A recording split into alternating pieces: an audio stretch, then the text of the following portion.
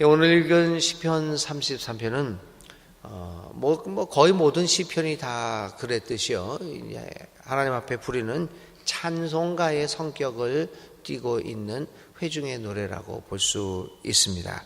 특별히 시편 33편은 구원을 감사하는 하나님의 백성의 하나님께 드리는 찬양으로 시작되어지고 있습니다. 이 시의 구조는 1절부터 3절을 서론이라고 볼 수 있고요. 20절부터 22절을 결론, 그리고 그 사이에 4절부터 19절 사이에 여러 가지 하나님을 찬양하는 그 시로 이렇게 구성되어 있습니다. 특별히 알려진 바에 의하면 이 시편 33편은 전통적으로 한 해를 시작할 때, 새해를 시작할 때 부른 신년 찬송으로 알려져 있기도 합니다. 이스라엘 사람들은 새해를 맞이하면서 시편 33편에 있는 시를 통하여, 이 노래를 통하여 하나님께 찬송을 드렸다고 합니다. 그래서 그렇게 하나님께 찬송을 함으로써 새해를 시작을 하였다고 합니다. 한번 내용들을 조금씩 한번 살펴보려고 합니다. 1절부터 3절까지 있는 말씀, 아까 말씀드린 것처럼 이 시편 33편의 서론이라고 볼 수가 있겠습니다. 의인들아, 너희는 주님을 생각하며 기뻐하여라. 정직한 사람들아, 찬양은 너희가 마땅히 해야 할 일이다. 수금을 타면서 주님을 찬양하여라. 10줄 검은고를 타면서 주님께 노래하여라. 새 노래로 주님을 찬양하면서 아름답게 연주하여라. 이렇게 하면서 새해를 시작하면서 이 시는 이스라엘 백성들로 하여금 찬양을 할 것을, 하나님을 찬양할 것을 이렇게 권고하고 있습니다. 새해를 시작하면서 주님을 생각하며 기뻐하라. 주님을 기다리며 주님을 생각하며 그 마음속에 주님에 대한 열망으로 가득 차면서 하나님의 한 해를 시작할 것을 권고하고 있음을 볼 수가 있습니다. 그러면서 이 하나님의 백성들의 하는 일 중에서 가장 먼저 해야 할 일은 찬양이다. 하나님의 이름을 드높이고 하나님께 영광과 감사를 드리는 찬양의 일이 하나님 앞에 해야 할 일이다. 그래서 이 의인들아, 정직한 사람들아 이야기하면서 1절에서 찬양은 너희가 마땅히 해야 할 일이다 라고 하는 것입니다. 그러면서 2절과 3절에는 여러 가지 악기들을 통하여 주님을 찬양하는데 특별히 새 노래로 주님을 찬양할 것을 권고합니다. 이 새 노래는 반드시 새로 작곡한 노래를 의미하는 것만은 아닙니다. 새 노래는 나의 날마다 새롭게 되어지는, 하나님 앞에서 나의 삶을 돌아보고 새로운 존재로 태어나는 나의 삶의 행위를 통하여 하나님을 찬양하라고 이야기를 하고 있습니다. 우리는 갖가지 도구를 통하여 하나님을 찬양할 수 있습니다. 하나님께 영광과 감사를 돌릴 수 있습니다. 그러나 무엇보다도 시인은 하나님의 백성들에게 새 노래를 통하여 하나님을 찬양하라고 권합니다. 오늘 우리들은 새로운 노래, 구원받은 백성들이 날마다 주님 앞에서 돌이켜서 하나님을 우리의 삶의 행위를 통하여 하나님께 찬양을 드려야 합니다. 이러한 하나님의 구원을 기뻐하고 즐거워하며 새 노래로 드리는 찬양은 하나님이 기뻐하시는 찬양임을 우리는 다시 한번 깨닫고 오늘 하루도 우리의 삶의 새 노래를 통하여 하나님을 찬양할 수 있는 우리 모두가 될 수 있기를 바랍니다. 4절부터 11절까지는 이렇게 하나님을 찬양해야 하는 이유를 몇 가지로 이야기를 이제 한 3가지 정도로 이야기를 하고 있습니다. 먼저 4절부터 5절까지 있는 말씀을 잠깐 봅니다. 주님의 말씀은 찬양해야 하는 이유죠. 주님의 말씀은 언제나 올바르며 그 하시는 일은 언제나 진실하다. 주님은 정의와 공의를 사랑하시는 분, 주님의 한결같은 사랑이 온 땅에 가득하구나. 찬송의 이유를 4절부터 5절에는 몇 가지로 두고 있지요. 하나님은 정의로운 하나님이기 때문에, 하나님은 신실하신 분이기 때문에, 이 신실하다는 것은 흔들림이 없다는 이야기죠. 일관성이 있다라고 하는 이야기입니다. 그리고 세 번째는 한결같은 자비와 사랑을 베푸시는 분이심을 이야기합니다. 정의롭고 공의로운 하나님, 신실하신 하나님, 변함이 없으신 하나님, 그리고 사랑이 많으신 사랑과 자비와 긍휼로 가득 찬 하나님이시기에, 그분이 우리의 주님이시기에 우리는 하나님을 찬양해야 합니다. 우리가 하나님께 찬양하는 이유는 바로 이러한 하나님의 정의로움과 하나님이 항상 올바르시기 때문에 오늘 우리들은 하나님을 찬양할 수밖에 없습니다. 하나님이 하시는 일은 반드시 정직하고 공의롭고 정의롭기 때문에 사심이나 편견이 없이 진실하신 분이기 때문에 우리는 그분을 찬양합니다. 그러나 무엇보다도 하나님은 연약한 자를 긍휼히 여기시며, 그리고 자기에게 나오는 사람들을 거절하지 않으시는 사랑이 가득한 분이시기 때문에 우리는 오늘도 그 자비와 공의롭고 자비와 사랑이 많으신 하나님을 찬양하는 것입니다.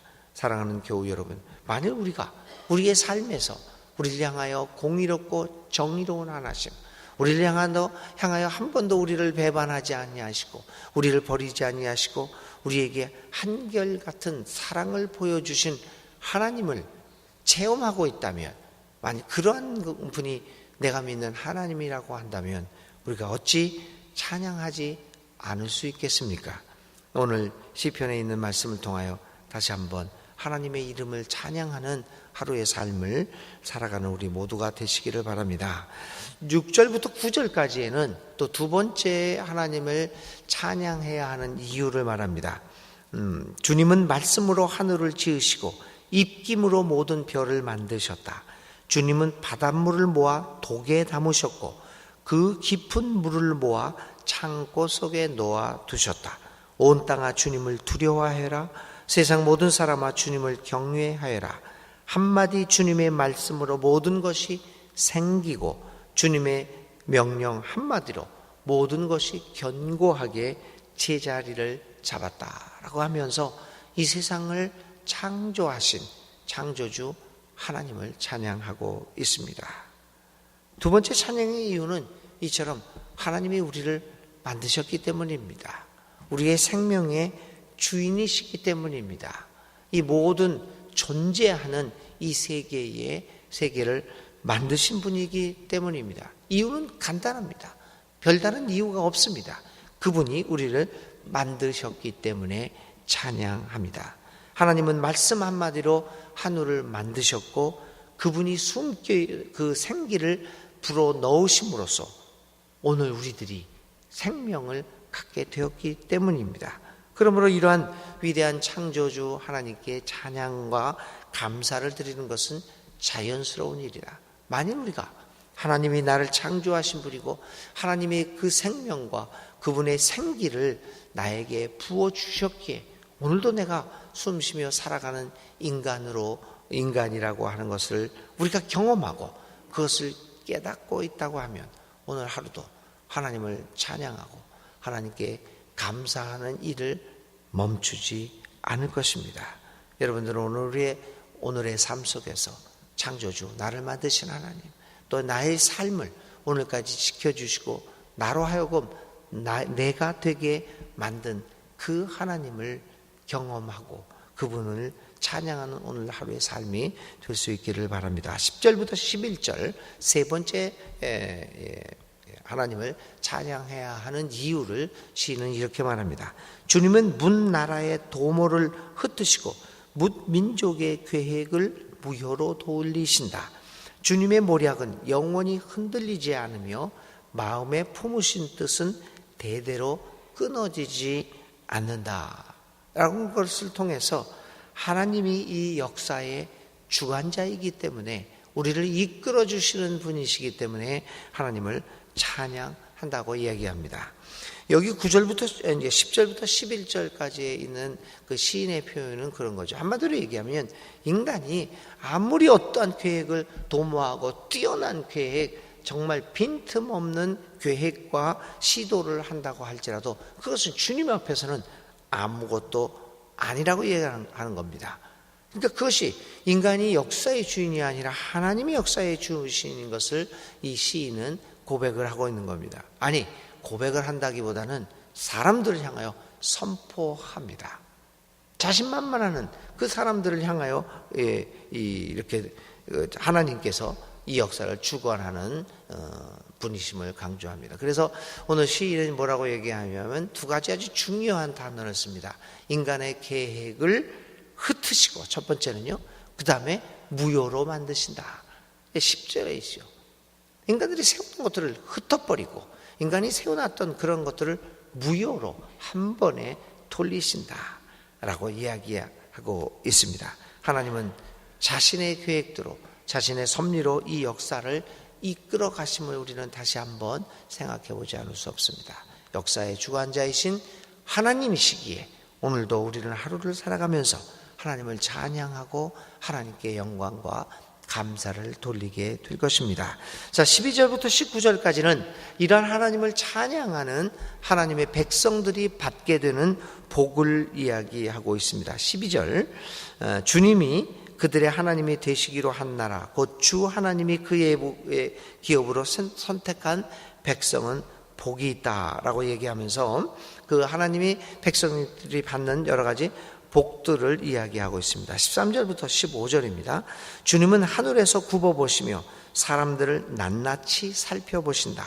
계시는 그곳에서 땅 위에 사는 사람을 지켜보신다.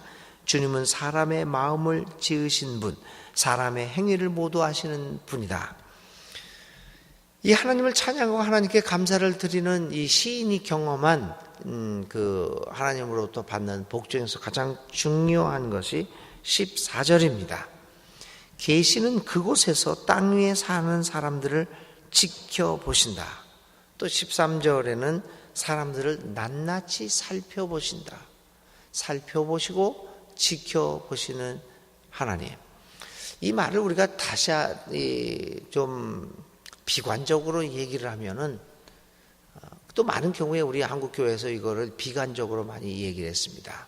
하나님이 너를 낱낱이 살펴보고 있다. 너를 지켜보고 있다. 그러니 까불지 마라. 이런 것으로 그러죠. 그래서 그런 것들을 하나님이 살펴보시고 하나님이 지켜보시는 이 하나님의 행위를 복이라기보다는 하나님이 나의 모든 것을 아시기 때문에 그 앞에서 그 너의 모든 죄악들을 낱낱이 드러내시는 무서운 분이라고 하는 것, 그러한 그 느낌을 우리에게 많이 주었던 것이 오늘 한국교회에서 많이 가르쳤던 하나님의 모습입니다. 공포의 하나님의 모습이죠. 경찰의 눈을 가지고, 감시자의 눈을 가지고 우리를 살펴보는 그 하나님 앞에서 우리는 위축되어질 수밖에 없습니다. 여러분 생각해 보십시오. 내가 하고 있는 말의 본뜻을 알고 나를 낱낱이 알고 있고 내가 하는 행동들이 무엇인지 또 나의 행동의 숨은 의도가 무엇인지를 어떤 사람이 모조리 살펴보고 있다고 한다면 우리는 그 사람의 존재 앞에서 위축되어질 수밖에 없습니다. 그렇다면 그 사람을 제대로 쳐다보지 못하고 되도록이면 피하고 싶을 것입니다. 이 시편에 있는 이 말씀을 우리는 낱낱이 살펴보고 지켜본다고 하는 사실을 이렇게 부정적으로 비관적으로 해석을 많이 했습니다. 시인이 그거를 무슨 하나님이 백성들이 받는 복이라고 이야기했겠습니까? 오늘 시인은 이 지켜본다, 살펴본다는 말을 돌봄으로 해석을 합니다. 하나님은 우리를 지켜보십니다. 낱낱이 살펴보십니다. 우리의 잘못을 드러내고 우리를 압박하고 우리를 또 벌주기 위하여 낱낱이 살펴보고 지켜보는 것이 아닙니다. 우리를 돌보기 위하여 그 주님의 그 넓은 사랑으로 우리를 살펴보시고 지켜보십니다. 그것이 하나님 백성이 받는 가장 중요한 축복입니다.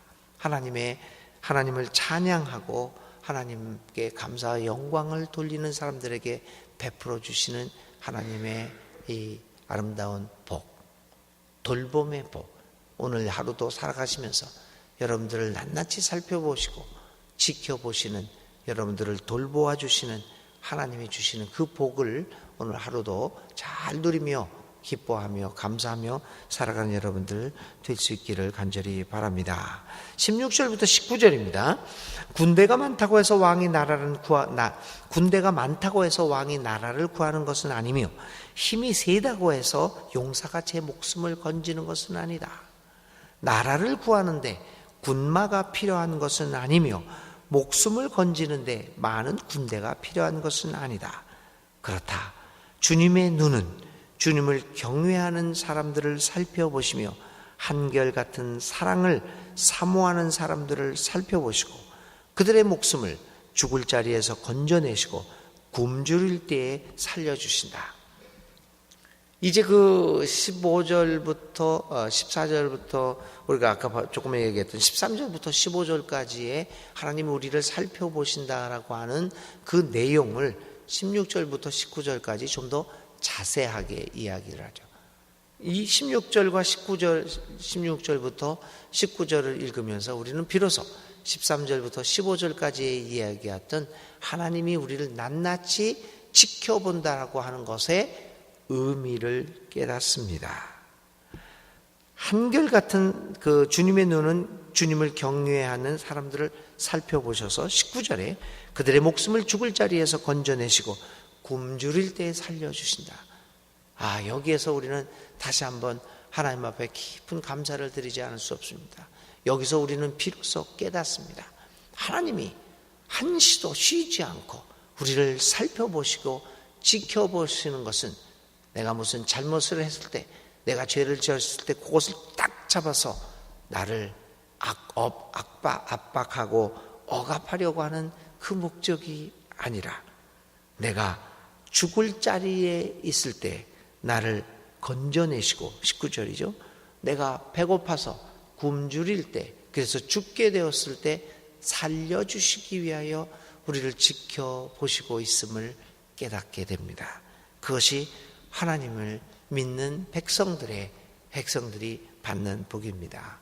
오늘 하루도 사랑하는 교우 여러분, 여러분들의 삶을 낱낱이 살펴보시고 우리가 죽을 자리에 있을 때 우리를 건져주시고 우리를 굶주릴 때 살려주시기 위하여 우리를 낱낱이 살펴보시는, 그리고 지켜보시는 하나님의 사랑을 느끼고 하나님의 그 사랑을 경험하고 오늘도 하나님의 앞에 찬양을 드리는 여러분들이 될 수 있기를 간절히 기도드립니다.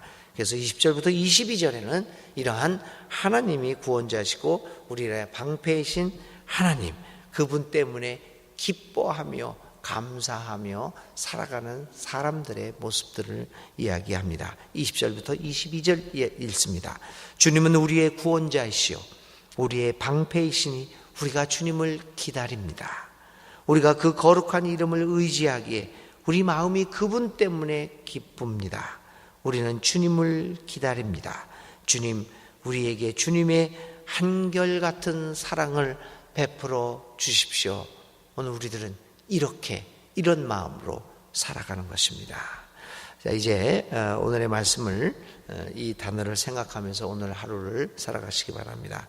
하나님 찬양, 이 5가지 단어 하나님 찬양을 오늘 하루 종일 생각하며 이 말씀을 중심으로 기도할 수 있기를 바랍니다. 오늘의 기도드립니다. 우리를 구원하시는 하나님, 주님의 높고 위대하심을 찬양합니다. 하나님 같은 분이 없음을 우리는 노래합니다. 평생을 통하여 주님만을 찬양하고 주님만을 섬기겠습니다. 우리를 불쌍히 여기셔서 우리의 기도에 응답하여 주시옵소서. 주님을 섬기고 주님을 공경하는 사람들을 사랑하시는 하나님, 오늘 우리들과 함께 하시고 우리와 함께 걸으시기에 주님 앞에 다시 한번 찬양을 돌립니다. 오늘도 주님이 우리와 동행하심을 굳게 믿고 주님을 의지하며 하루의 삶을 살아가게 하여 주옵소서. 예수님의 이름으로 기도를 드립니다. 아멘. 오늘의 실천입니다. 낱낱이 우리를 살펴보시는 하나님을 생각하며 그분을 찬양하는 기도문을 작성해 보시기 바랍니다. 주님 가르쳐 주신 기도 드립니다. 하늘에 계신 우리 아버지, 아버지의 이름을 거룩하게 하시며 아버지의 나라가 오게 하시며 아버지의 뜻이 하늘에서와 같이 땅에서도 이루어지게 하소서. 오늘 우리에게 일용할 양식을 주시고 우리가 우리에게 잘못한 사람을 용서하여 준 것 같이 우리 죄를 용서하여 주시고 우리를 시험에 빠지지 않게 하시고 악에서 구하소서. 나라와 권능과 영광이 영원히 아버지의 것입니다. 아멘. 아멘.